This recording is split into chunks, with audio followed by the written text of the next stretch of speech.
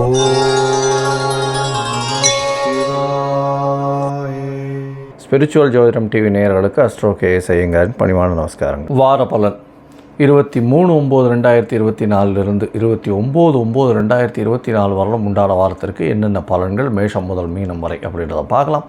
அதற்கு முன்னாடி இந்த வாரத்தினுடைய கோல்சாரம் என்ன, இந்த வாரத்தில் வரக்கூடிய விசேஷ நாட்கள் என்ன, அது தவிர இந்த வாரத்தில் எந்தெந்த ராசிக்காரர்களுக்கு சந்திராஷ்டமம் அப்படின்றத பார்ப்போம். முதல்ல இந்த வாரத்தினுடைய கோல்சாரம்னு எடுத்தோமேயானால் காலபுருஷ தத்துவத்தில் 2வது ராசியான ரிஷபத்தில் குருவும், மிதுனத்தில் செவ்வாய், கன்னியில் புதன் சூரியன் கேது, துலாத்தில் சுக்கிரன், கும்பத்தில் சனி வக்ரம், மீனத்தில் ராகு. இந்த வாரம் அதிவேகமாக செல்லக்கூடிய கிரகமான சந்திர பகவான் இந்த வாரத்தில் ரோகிணி நட்சத்திரம் ரிஷப ராசியிலிருந்து மக நட்சத்திரம் சிம்ம ராசி வரலும் போகிறார். இது இந்த வாரத்தினுடைய கோல்சாரம். இந்த வாரத்தில் பார்த்தாலேயானால் வரக்கூடிய விசேஷ நாள் அப்படின்னு சொல்லும்பொழுது 23ஆம் தேதி அன்னைக்கு சஷ்டி, தேய்பிரை சஷ்டி. சஷ்டி விரதம் தேய்பிரையில் பார்த்தாலேயானால் முருகனுக்கு விரதம் இருக்கிறதும், எதிராளிகள் பகையாளிகள் செய்வன செய்கிறது, இந்த மாதிரியான விஷயங்களில் பிரச்சனைகள் இருக்கிறவாளுக்கு இந்த முருகனுக்கு விரதம் இருக்கிறதன் மூலியமாக அது போகும். அது தவிர எதிரிகளை வெல்லக்கூடிய ஒரு பெரிய ஏற்றம் கிடைக்கக்கூடிய காலகட்டம். இந்த சஷ்டி விரதம் இருந்தால்தான் அவள் எல்லா விஷயத்திலையும் ஜெயிக்கக்கூடிய காலகட்டமாக அமைய போகிறது. சஷ்டியில் விரதம் இருந்தால் அகப்பையில் வரும் அப்படின்றது பொதுவாகவே வளர்பிறை சஷ்டியில் இருக்கிறது பெரிய விசேஷம். தேய்பிறை சஷ்டியில் இருக்கிறதன் மூலியமாக நிச்சயமாக உங்களுக்கு வரக்கூடிய வந்த எதிரிகள் எல்லாரும் உங்களை விட்டு போகக்கூடிய வாய்ப்புகள் உண்டு. உங்களுடைய கடன், உங்களுடைய அந்தஸ்து, பதவி இதெல்லாம் போனதெல்லாம் திரும்பி வரக்கூடிய காலகட்டம் இந்த சஷ்டி விரதம் பண்ணேல்னா தேய்பிரையில். முருகப்பெருமானை வணங்கிட்டு பண்ணுறது பெரிய ஏற்றத்தை கொடுக்கும். இந்த வாரத்தில் பார்த்தாலேயானால் இது பித்ருக்களினுடைய வாரம். ஏற்கனவே சொல்லியிருக்கோம். இது இந்த மாதமே புரட்டாசி மாதமே பித்ருக்களினுடைய மாதம். புரட்டாசி மாதத்தினுடைய பலன்கள் தனியாக போட்டிருக்கேன். அதை தவிர புரட்டாசி மாதத்தின் பித்ருக்களின் தோஷத்தை பற்றியும் தனியாக ஒரு 15 நிமிஷம் வீடியோ போட்டிருக்கேன். இந்த வாரம் பார்த்தாலேயானால் 25ஆம் தேதி மத்தியாஷ்டமி. மத்தியாஷ்டமி அப்படின்னு சொல்லக்கூடியது அதாவது உங்களுடைய மூதாதையர்கள் இறந்தவர்களுக்கு எந்த திதி நட்சத்திரம் தெரியாமல், அவங்க எப்போ போயிட்டாங்கன்றதும் தெரியாமல், எப்போ இறந்து போனார்கள்ன்றது தெரியாமல் இருந்ததே. ஆனால் அந்த காலகட்டத்தில் இந்த மத்தியாஷ்டமியில் பண்ணுறது விசேஷம். நதிக்கரையில், கோவில் இதில், குளங்கரையில், இந்த மாதிரியான இடங்களில் பண்ணுறதும், அருகில் இருக்கக்கூடிய இந்த கோவில் குருக்களுக்கோ, அதை தவிர அந்தணர்களுக்கு இல்லைன்னா பிராமணர்களுக்கு உங்களால் முடிஞ்ச வஸ்திரங்களும், அதை தவிர அரிசி, வாழைக்காய் இதெல்லாம் தானமாக கொடுக்கறதன் மூலியமாக உங்களுக்கு வரக்கூடிய வந்த பிரச்சனைகள் எல்லாம் போகக்கூடிய வாய்ப்பு உண்டு. 26ஆம் தேதி அவிதா நவமி அப்படின்னு போட்டிருக்கும். அது அவிதவா நவமி. விதவா அப்படின்னா கணவனை இழந்தவர்கள். விதவா அப்படின்னா கணவனை இழக்காமல் சுமங்கலிகளாக இறந்த பெண்களுக்கு இந்த காலகட்டத்தில் பண்ணக்கூடிய தர்ப்பணம்.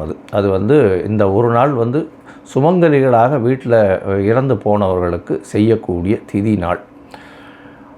அதனால் விதவா நவமி அப்படின்றத பேச்சு மொழியில் அவிதா நவமி அப்படின்னு வந்துடுத்து. இதனால் பார்த்தாலேயானால் அந்த அன்னைக்கு யார் யாருக்கெல்லாம் உங்களுடைய முன்னோர்களில் யாராவது சுமங்கலிகளாக இறந்து போயிருந்தார்களே ஆனால் அவர்களுக்கு திதி கொடுக்கறதும் தர்ப்பணம் கொடுக்கறதும் ரொம்பவும் விசேஷம். இந்த வாரத்தில் பார்த்தேன்னா 28ஆம் தேதி அன்னைக்கு, அதாவது சனிக்கிழமை அன்னைக்கு ஏகாதசி. சனிக்கிழமையே வருது ஏகாதசி. இந்த புரட்டாசி மாதமே கோவிந்தா மாதம்னு சொல்லுவோம். வெங்கடேச பெருமாளுக்கு பெரிய உகந்த மாதம். அதுவும் ஏகாதசி வர்றது பெரிய விசேஷம்.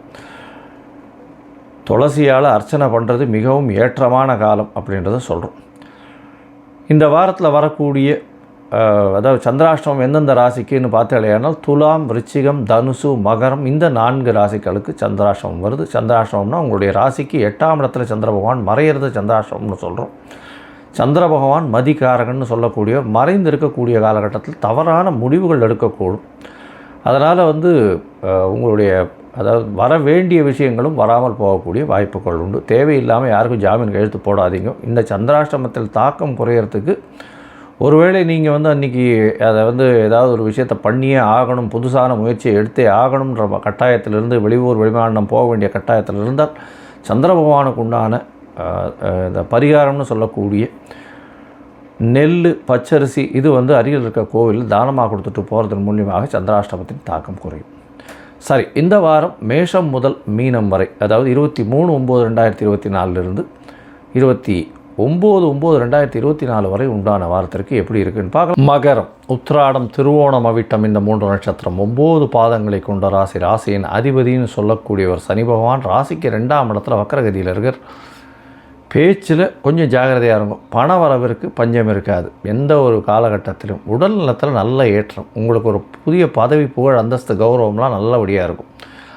ஏன்னா குரு பகவான் உங்களுடைய ராசியை பார்க்குறது பெரிய விசேஷம். அது தவிர 5ஆம் இடத்துல குரு பகவான் இருக்கிறதுனால குழந்தை பிராப்தி ஏற்படக்கூடிய வாய்ப்புகள் நிச்சயமாக உண்டு. ராசிக்கு 3ஆம் இடத்துல ராகு பகவான். புதிய முயற்சிகள் எல்லாம் வெற்றி பெறும். கவலைப்படாதீங்க, பொறுமையாக இருங்கோ, நிச்சயமாக உங்களுக்கு வெற்றி நிச்சயம். இந்த வாரத்தில் உங்களுடைய ராசிக்கு 6ஆம் இடத்துல செவ்வாய் இருக்கிறதுனால எதிரிகள் அற்ற நிலை இருக்கும். 4ஆம் அதிபதியே 6ஆம் இடத்துல இருக்கிறதுனால வீடு, மனை, வாகனங்கள் இந்த மாதிரியான நிலம் சம்பந்தமான விஷயத்தில் நிச்சயமான வெற்றி கிடைக்கும். ரியல் எஸ்டேட் வியாபாரத்தில் பெரிய ஏற்றம் கிடைக்கக்கூடிய காலகட்டம். இந்த வாரம் உங்களுடைய ராசிக்கு 9ஆம் இடம் வலுப்பெற்று போயிருக்கு. அதாவது 9ஆம் இடத்துலேயே சூரியனும் புதன் ஆட்சி பெற்று போய் மூலத்திரிகோண வீட்டில் இருக்கிறது பெரிய விசேஷம். எல்லா விதமான ஏற்றங்களும் வரும். உங்களுக்கு திடீர் பயணம், வெளிநாடு, வெளியூர் போகக்கூடிய வாய்ப்புகள் உண்டு. படிக்கக்கூடிய மாணவர்களுக்கு வெளிநாடு போய் படிக்கக்கூடிய பாக்கியம் நிச்சயமாக உண்டு. குரு பகவானால் பார்க்கப்படுறார் வேறு அந்த இடம். அதை தவிர பார்த்தீங்கன்னா உங்களுக்கு பாக்கியங்கள் அதிகமாக இருக்கும். ரேஸு, லாட்ரி இந்த மாதிரியான விஷயங்களில் திடீர் பணம் வரும். ஷேர்ஸில் திடீர் பணம் வரக்கூடிய வாய்ப்புகள் நிச்சயமாக இருக்குது. 10ஆம் இடம்னு சொல்லக்கூடிய தொழில் ஸ்தானத்தில் சுக்கிரன் ஆட்சி பெற்று போயிருக்கார். கலைத்துறையில் இருக்கிறவர்களுக்கெல்லாம் பெரிய ஏற்றம். அதை தவிர பார்த்தீங்கன்னா இந்த வாரத்தில் இந்த மகர ராசிக்காரர்களுக்கு எண்ணெய் வித்துக்கள் விற்கிறவங்க, அதை தவிர கருப்பு நிற ஆடை விற்கிறவங்க, இவங்களுக்கெல்லாம் பெரிய ஏற்றம் கிடைக்கும். அயர்ன் அண்ட் ஸ்டீல் வியாபாரம் பண்ணுறவங்க, 2 வீலர் 4 வீலர் வியாபாரம் பண்ணுறவங்களுக்கெல்லாம் பெரிய ஏற்றம் கிடைக்கக்கூடிய வாய்ப்புகள் இந்த வாரம் நிச்சயமாக இருக்குது. இந்த வாரத்தில் பார்த்தீங்கன்னா உங்களுடைய ராசிக்கு 7ஆம் அதிபதி அப்படின்னு சொல்லக்கூடிய சப்தமாதிபதி உங்களுடைய ராசிக்கு 5ஆம் இடத்துல இந்த வாரத்தை ஆரம்பிக்கிறார். அதாவது 23/9/2024 29/9/2024 வரலும் உண்டான வாரத்தில் 24ஆம் தேதி காலை ஒரு 4-4:30 மணி வரலும் இருக்கக்கூடிய காலகட்டத்தில் சந்திர பகவான் உங்களுடைய ராசிக்கு 5ஆம் இடத்துல இருக்கார். 7ஆம் அதிபதி 7க்கு 11 இருக்கிறது விசேஷம். அதை தவிர பார்த்தீங்கன்னா 5-7 சம்மந்தப்படுறது. 10ஆம் இடத்துல ஆட்சி பெற்ற சுக்கிரன், அவரே 5ஆம் அதிபதி. அதனால் காதல் வயப்படக்கூடிய வாய்ப்புகள் நிச்சயமாக உண்டு. குரு பகவானும் 5ஆம் இடத்துல இருக்கிறது விசேஷம். இதன் மூலியமாக அதாவது காதலித்தாலும் பேரண்ட்ஸனோட சம்மதத்தோடு இருக்கக்கூடிய காலகட்டமாக அமையும். 5ஆம் இடத்தில் இருக்கக்கூடிய சந்திர பகவான் 24ஆம் தேதி அதிகாலை வரலும் இருக்கார். அதற்கு பிறகு 6ஆம் இடம் போகிறார். செவ்வாயோட சம்பந்தம், சந்திர மங்கள யோகம் அமைகிறது பெரிய ஏற்றம். வீடு, நிலம் வாங்கக்கூடிய வாய்ப்பு, புதிய கடன் வாங்கக்கூடிய வாய்ப்பு நிச்சயமாக அமையும். 7ஆம் அதிபதி 7க்கு 12 இருக்கிறதுனால சிறு சிறு பிரச்சனைகள் பார்ட்னர்ஷிப் பிஸ்னஸில் வரும். அதை தவிர கணவன் மனைவிக்கிடையே கருத்து வேறுபாடுகள் இருக்கும். இருந்தாலும் அது ஒரு பெரிய பிரச்சனையாக வரக்கூடிய வாய்ப்புகள் இல்லை. 7ஆம் இடத்தில், அதாவது ராசிக்கு 7ஆம் இடத்தில் ஆட்சி பெற்ற சந்திரனாக போகிறார். எப்போ அப்படின்னா 26ஆம் தேதி இரவு ஒரு 10:30 மணியிலிருந்து 29ஆம் தேதி காலை ஒரு 7 மணி வரலும் இருக்கக்கூடிய காலகட்டத்தில் சந்திர பகவான் உங்களுடைய ராசிக்கு சப்தமத்தில் இருக்கார். ஆட்சி பெற்று போயிருக்கார் 7ஆம் அதிபதி. இதன் மூலியமாக பார்த்தாலேயானால் எல்லா விதமான பார்ட்னர்ஷிப் பிஸ்னஸ்லையும் வெற்றி நிச்சயம். கவலைப்படவே தேவையில்லை. பார்ட்னர்ஷிப் பிஸ்னஸில் நல்ல ஒரு ஏற்றம் கிடைக்கக்கூடிய காலகட்டமாக அமையிறது. அதை தவிர பார்த்தாலேயானால் உங்களுடைய ராசிக்கு 7ஆம் இடம் வலுத்து போகிறதுனால எதிர்பாலினத்தவர் மூலியமாகவும் நண்பர்கள் மூலியமாக நல்ல ஒரு செய்தி வரக்கூடிய வாய்ப்புகள் உண்டு.